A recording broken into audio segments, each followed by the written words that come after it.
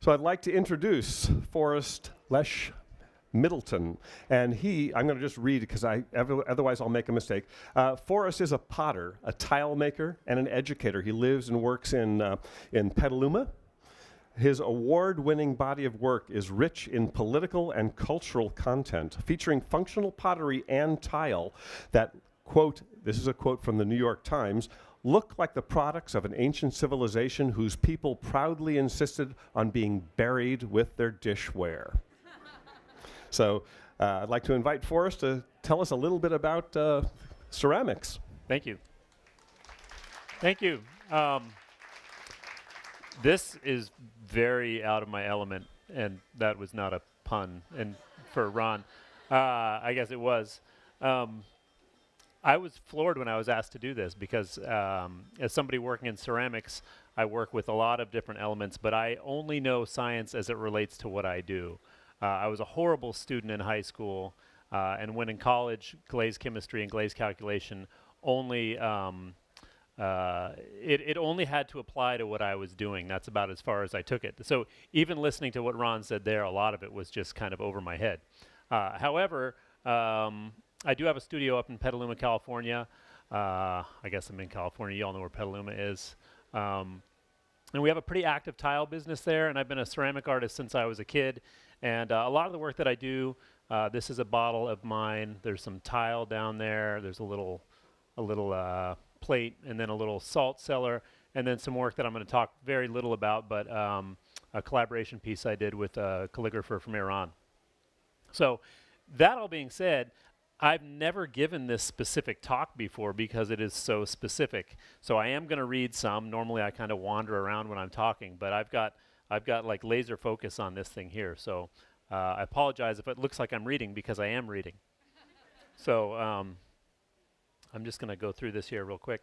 I put this slide up here as a placeholder, just kind of the beginning of the talk. And I always try and do that to keep your eyes occupied while I'm yammering on or while I'm being introduced or whatever. This is a 17th century porcelain bowl from Jingdezhen, China. And it was made for use in Japan. It was made for serving food during a Japanese tea ceremony. And it's painted with a rare scene of a Buddhist assembly, perhaps not too unlike this assembly, except maybe fewer science freaks and geeks. So there's that. This is Cobalt. This is how society sees Cobalt. This is a Chevy Cobalt in yellow. And I was asked to speak on Delft Blue and Cobalt. And so I just did a quick internet search, and this is how the internet sees Cobalt. If you type in Cobalt on an image search, this is what comes up. So to a 16-year-old getting his or her first car, they don't know the difference between what we're talking about and what their hot new ride is. This is blue. This is the color that Cobalt creates. I don't know if any of you are colorblind. So this is what I tell my students blue is. So when I'm teaching and a student goes up to this color, which is kind of a periwinkle pink, and they go to dip their pot in there or whatever it is that they're making, and they're excited to get this color, I have to remind them over and over and hold up test samples and then hold up the glaze sample and say, this is blue. What color is this? And then I hold up this one. I say, what color is this? No, this one's blue. And this is probably how a lot of you know Cobalt. And it's number 7 on the periodic table, as we have all been taught. Wikipedia sees Cobalt this way. And we know Wikipedia never lies, right? So the word cobalt is derived from the German Cobalt or kobold, which means goblin, a superstitious term used for cobalt ore by miners. The first attempts to smelt those ores for copper and nickel failed, yielding powdered cobalt oxide instead. And because the primary ores of cobalt always contain arsenic, smelting then released oxides and arsenic into the air in a highly toxic and volatile way, adding to the notoriety and lore of cobalt as the goblin ore. So when I got to college, I was used to having used cobalt to attain all these beautiful blue colors. And what I was told when I got to college was that was wrong. You're not allowed to use cobalt anymore because cobalt is too intrinsically beautiful.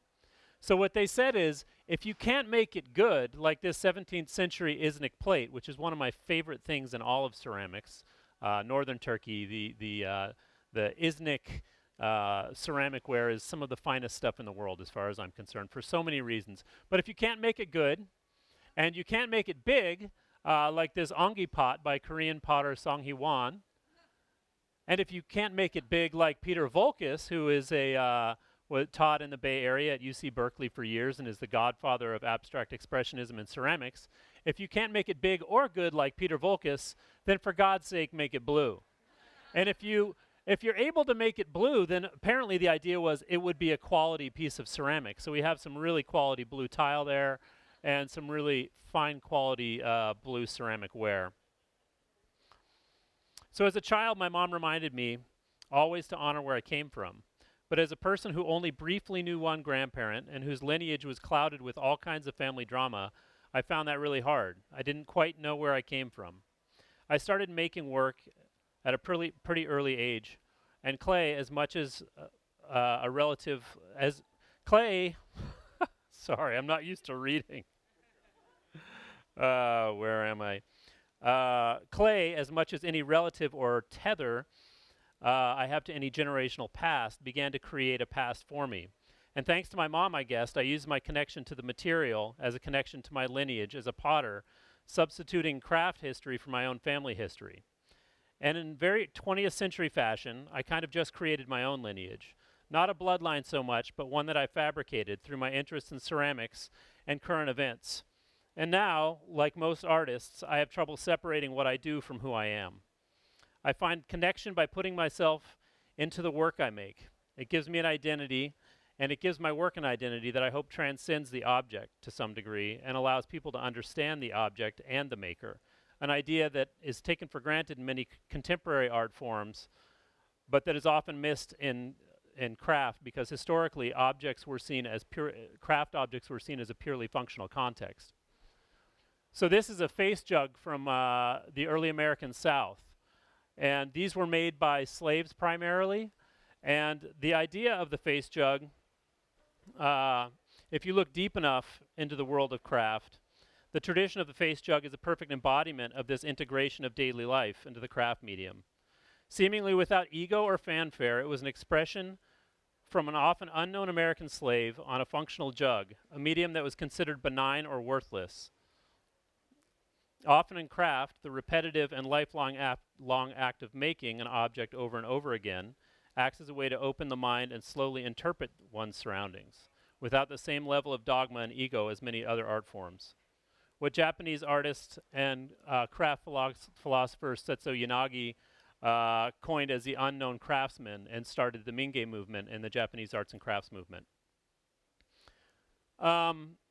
A couple other examples of this within the arts, two of which are my favorite, are the ones that I'm going to be showing. This is a Huichol yarn painting, or two Huichol yarn paintings. And essentially what you have here, if I can use the pointer, oh, look at that. Got a laser. I am in science world. So this is a Huichol yarn painting that represents birth.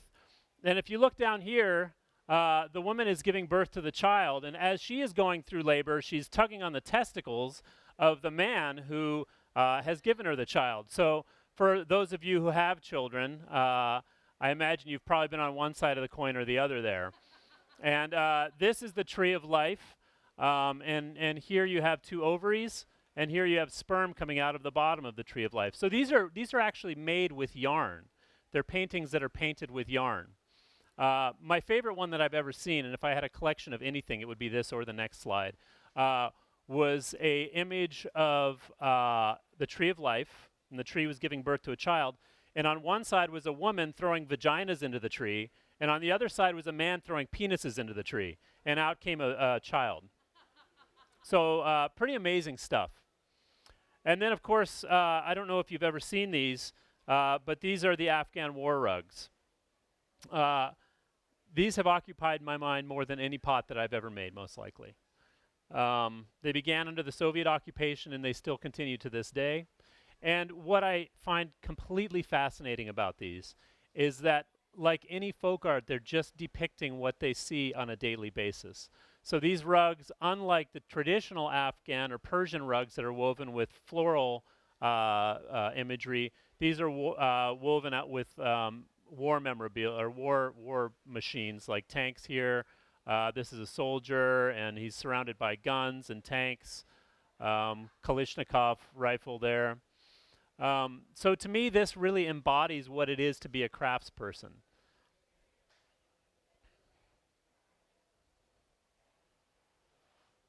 I often ask myself if my interest in pottery and tile inspired me to dig deeper into the history of the people and places whose pottery traditions most informed my work and in turn informed me, or does my interest in the people and places that occupy my heart, mind, and newsfeed inspire me to look deeper into the history of their ceramic traditions? Is it the chicken or the egg? So on the left is a Kurdish man and a child in Turkey, and on the right is a recent collaboration I did with Iranian calligrapher Arash Shirinbab, where we took Twitter from Syrian refugees, and you can see it here, and there's a piece right down here. This is actually the same piece. We took Twitter from Syrian refugees and printed that in Cobalt onto ceramic tile, and then overprinted that with iron, which is really my iron is it's the one mineral that's most close to my heart. Anyway, I could talk about that in a whole other lecture. Anyway, we overprinted it with iron, and this is calligraphy in Kufic script right here, and it says peace. And so we did a whole body of work that we got a grant for, and we had an exhibition in Oakland in last October where we fed the community on plates that we created that had messages from refugees and traditional script that Arash worked out in Kufic calligraphy that related to the Nishapur tradition of ceramics. So the surfaces are reminiscent of a time and place that's dealt with a lot of war. So I was asked to do this talk on Cobalt, and in the email from Andrew, he noted Delft blue my Delft blue tile and ceramics, which unbeknownst to him, I found a little ironic because I never intended to talk to the world about Cobalt, nor did I intend for the tile or the ceramic work that I did to be called Delft blue. It was dubbed Delft blue by a former distributor of mine who was thinking of fashion trends while I was thinking about representing the history of Cobalt beyond simply Delft, which is a relatively late adaptation of Cobalt. So when I was asked, I had to ask myself the questions, why Cobalt, why Delft, why blue, and why me? And in truth, I guess, with my interest in using Cobalt as color and as a way to talk about the world, I thought maybe I might be able to make this happen. So I took on this lecture as a challenge from a place of personal connection rather than one that just speaks about Cobalt as a pretty blue color, so ubiquitous with Delftware. I make pots, I make tile, I use Cobalt. But I imagine calling Cobalt Delft blue is like calling Velveeta cheese. It just depends on where you're from and how far you have to look back into the history of cheese to distinguish Velveeta from others, or Delft blue from Cobalt blue. So through this project, I chose to be a student and keep learning and maybe inform myself and others about what Cobalt is other than a pretty blue color painted on Delftware. And I could choose to do this while watching and listening and still reading and learning more about the world through the element of Cobalt. I also learned more about who I am and what my role is in the world as an American and what my responsibility is as an artist, educator, and manufacturer. On the left is an image of me on a hike, and on the right is, does anybody know what that image is? So that was December 2003 when they found Saddam Hussein. And that is the year that I went to graduate school, and my intention going to school was to develop more of a history in the work that I made. These platters, these are Delft and Chinese blue platters, stop me in my tracks. Cobalt as a decorative additive in clay is as beautiful wherever you put it. And if you really know what you're doing and what your materials are doing, then it's just about as beautiful as you can get. It's impossible to beat cobalt blue for an attractive color in ceramics. On the left is a traditional piece of Delftware, one that perfectly depicts how we all imagine the Delft countryside with I think there's a windmill in there, and there's, probably a dam and a Dutch boy somewhere in there or something along those lines. And on the right is a Ming Dynasty plate of geese at a lotus pond. Here are 2 tiles of mine I recently made. I have a tile business that came about when I was selling tiles as a way to supplement my studio pottery. I figured if somebody liked what I was trying to do and say through the surfaces of my pots, but they couldn't afford a $300 teapot, they could certainly take home a $15 tile and still enjoy it without breaking the bank. Pretty soon I found that people were taking the tile home and decorating their walls with them to such a degree now that I have a thriving tile business. These services talk about the history of commerce, the history of trade from the Silk Road to today, and the impacts of that trade both socially and globally. I know it's a lot to say with an old weathered pot or tile, and most people have no idea what it is I am thinking about in this work, but I see my clay, and cobalt blue for that matter, as a bit of a Trojan horse. Maybe I can sneak a piece of what I do into somebody's home, and without them knowing, maybe later they'll come across it again and do a little bit of research about what I'm trying to talk about, and then maybe they'll be able to learn a little bit more about the world around them. The Silk Road was the first international superhighway. It's trading information, goods, and travel, not unlike Amazon. Wars were fought for the same reason they are now: natural resources and control over land, and in turn populations. Porcelain and cobalt, and therefore Chinese cobalt pots, were a huge commodity on the Silk Road. The Chinese porcelain trade was such a highly regarded value proposition along the Silk Road, not unlike technology these days, that European kingdoms were literally going broke trying to quench their desire for blue and white porcelain. And that, in turn, is what led to the development of European paste porcelain in the 1700s. And then, of course, Delftware. So over here you have a Chinese bowl, and over here you have Delft bottles. Chinese porcelain began development as early as 1600 BCE in the Shang Dynasty, some 3,300 years before European porcelain. And this was due to essentially the same thing as Chinese silk. There were a lot of state secrets around that. With that, around 500 BC or CE, arose Tang Dynasty porcelain, or Tsuware, which became widely traded to the European market. And then moving on to Ming Dynasty and the advent of what we now relate closely to the Chinese blue and white porcelain, which primarily came from Jingdezhen, what many consider the birthplace of porcelain and still the porcelain capital of the world.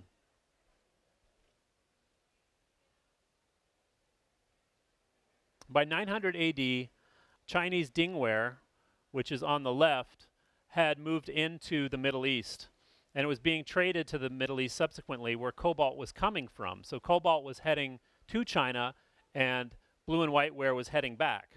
And it influenced the history of Middle Eastern ceramics and aesthetics to such a degree that it really began showing up in the work. And here started the global fervor for porcelain that brought the world markets to its knees. On the right is dingware, and on the left is dingware, and on the right is a bowl with Arabic script. This is a pretty interesting object. This is a brush holder, and it's made in China, and it's made with porcelain and cobalt, blue and white, and it's made for the Middle Eastern market. And on it, on the front, is an inscription that says brush, and on the back is an inscription that says holder. And they're done flawlessly in Arabic. And so if you think about the tolerances that we expect from our iPhones and our video game consoles, this is kind of what we're working with here. So it's just commerce. They were commissioning this from China. So with this 16th century Chinese porcelain ewer on the left, bearing the Portuguese royal arms, we are witness to the first real east-west trade of porcelain carried on by the Portuguese, who were the first to do overseas trade in porcelain in blue and white China. However, with a lot of global trade, we begin to see some real trade problems, or depending on how you look at them, benefits. let's see. The form is neither Chinese nor European. Rather, it is based on an Islamic metalwork vessel made for the Near Eastern market that was appropriated for the European trade. A real beneficial back and forth of aesthetic. And what I most love about this piece, not unlike the translation on the right, is like so many great examples of misinterpretation in global trade markets, where here the painters in China have actually misinterpreted the Portuguese coat of arms and they painted it upside down. So I don't know if you've ever spent any time in places that where English is not the first language. You see a lot of translations like this, which says, "Please don't touch yourself. Let us help you to try it out." Thank you. So 19th century, this is a 19th century Iraqi bowl on the left, imitating that of a Chinese porcelain vessel, using cobalt brushwork that reads "happiness" over the stoneware that was made white using a glaze opacified with tin.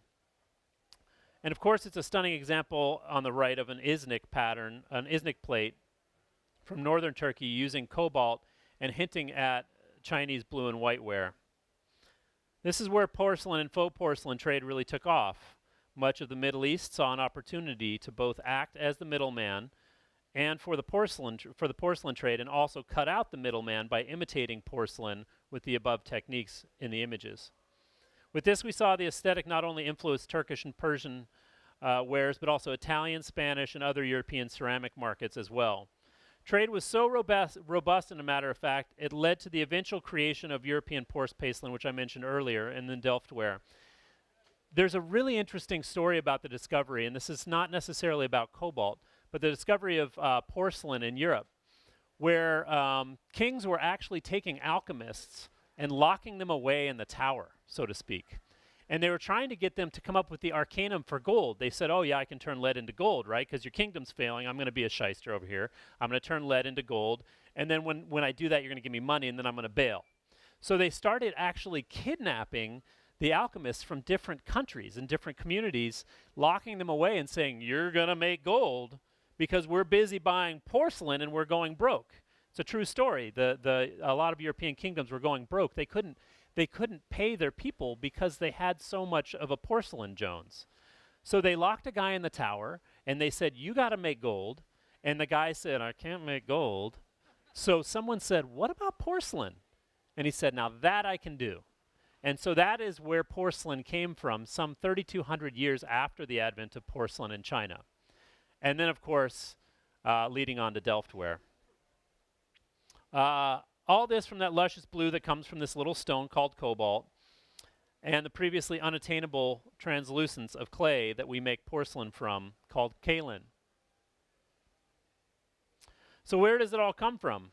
The first mines for production of cobalt smalt, or cobalt oxide, in the 16th century were located in Norway, Sweden, Saxony, and Hungary. With the discovery of cobalt in New Caledonia in 1864, the mining of cobalt in Europe declined. With the discovery of ore deposits in Ontario, Canada, which we talked about earlier, which Ron talked about, in 1904, and the discovery of an even larger deposit in the Congo in 1914. The mining operation shifted again when the Shaba conflict in the Congo started in 1978 and copper mines of Katanga province nearly stopped production. The impact of the world cobalt economy from this conflict was smaller than expected. Cobalt is a rare metal, the pigment is highly toxic, and the industry had already established effective ways of recycling cobalt materials, and in some cases the industry was able to change to cobalt-free alternatives. In 1938, John Livingood and Glenn T. Seaborg discovered the radioisotope cobalt-60. After World War II, the U.S. wanted to guarantee the cobalt supply for military uses, as Germany had been doing, and it prospected for cobalt within the U.S. border, and it came across cobalt in an adequate supply in Idaho near Blackbird Canyon, in the side of a mountain. The firm Calera Mining Company started production on the site. So think about cobalt's uses then and cobalt's uses today. So I'm sure you all have a cell phone in your pocket, and I'm sure you all, well, maybe not all of you, but some of you may have driven a Tesla here. This is the Bay Area. Teslas seem ubiquitous with driver's licenses. And this is the primary use of cobalt these days, aside from military applications. It's often used in airplane engines, jet engines, as well as alloys in stealth fighters and bombers.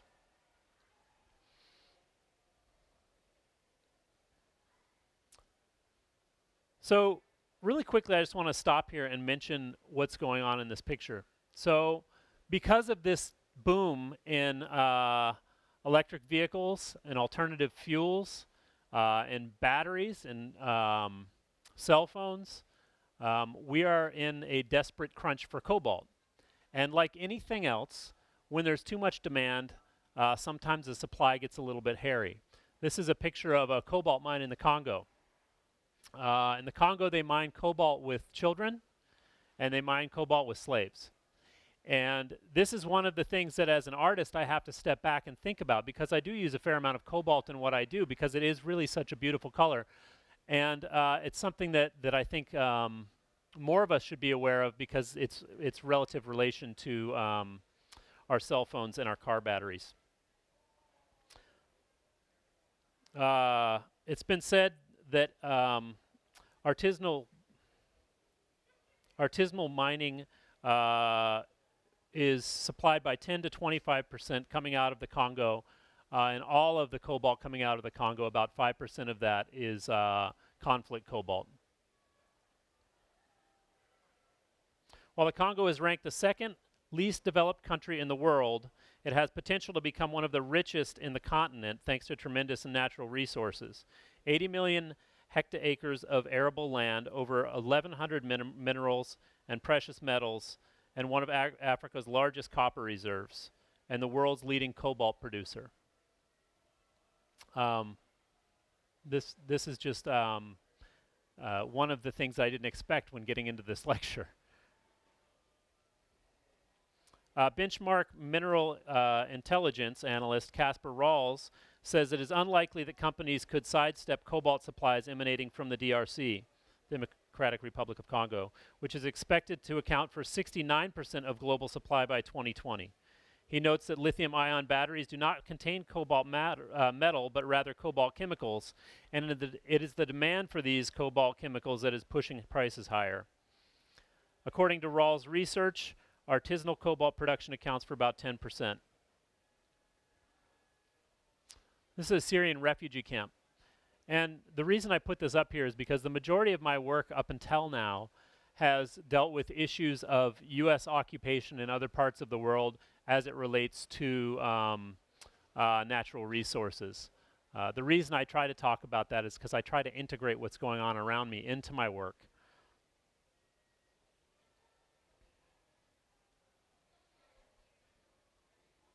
Well, that's still a very important topic for me. I can't avoid the reality of what's happening due to the new impacts of the energy market, which I'm now not only linked to as through oil, but also through cobalt as a maker, and as a person who is constantly on his computer and on his cell phone.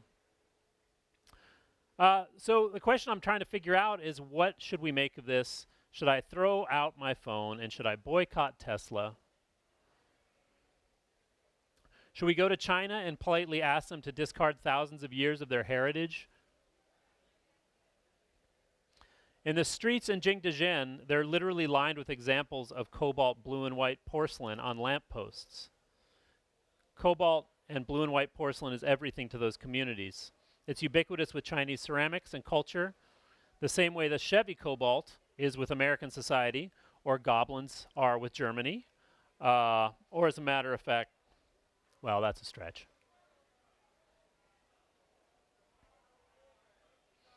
Or do we ask the city of Delft to just make a shift to copper instead of cobalt, and we start referring to Delft red instead of Delft blue? I think instead I'm just going to keep making what I have been making in the same manner that I have been, and keep saying yes to engagements like this, where hopefully I can encourage people to take note and not take the materials they're using for granted. Or maybe I start making more work that is directly related to the subject matter that affects my daily state of mind. This is another piece that I did with Arash Shirinbab, and this is titled To Contain and Serve. Or maybe like Apple Computer, I start to encourage my local suppliers and fellow artists to source their materials from places that don't use cobalt from conflict cobalt mining. I posted that I was going to be doing this online maybe a month ago, and I got inundated. I actually asked the internet, I said, what do y'all know about cobalt? Because in the ceramic community, this stuff is actually very important. Where do we source our materials? When the cost of cobalt goes up for a car manufacturer, it goes up for us as well, and that really makes a big difference on our bottom line.